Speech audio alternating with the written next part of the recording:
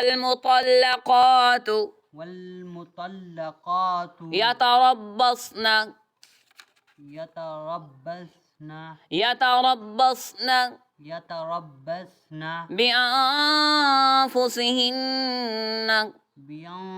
بأنفسهن ثلاثة قروء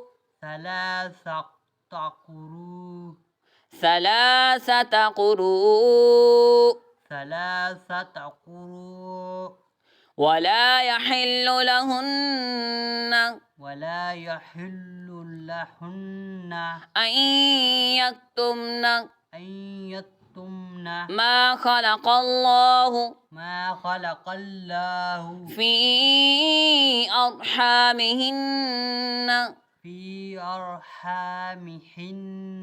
إن كن يؤمن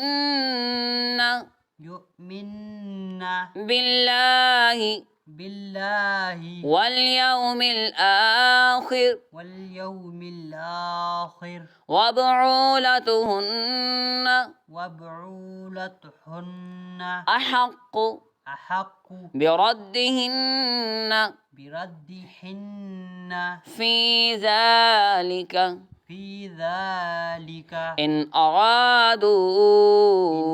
إن أرادوا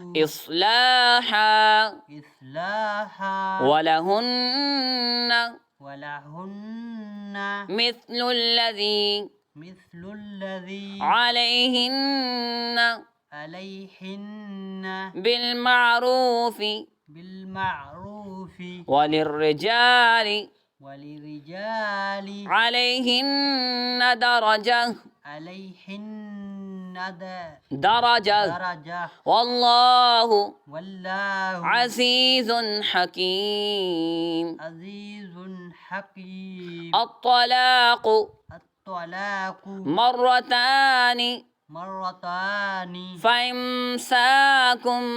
فإمساكم بمعروف أو تسريح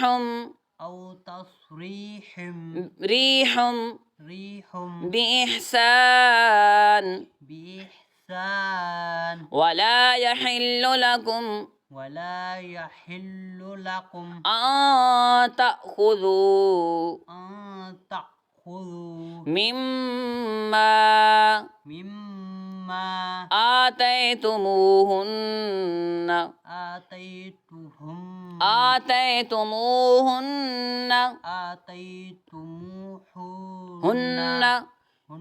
شيئا إلا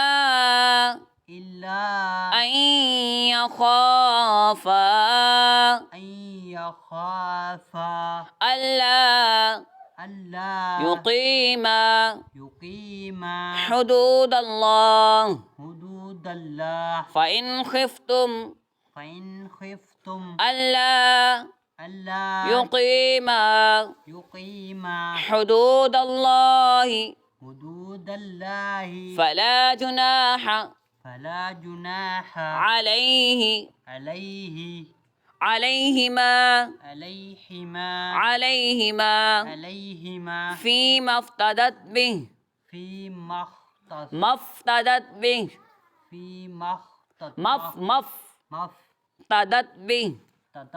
تلك حدود الله فلا تعتدوها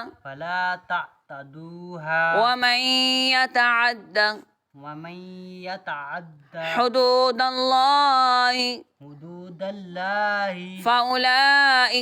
فأولئك هم الظالمون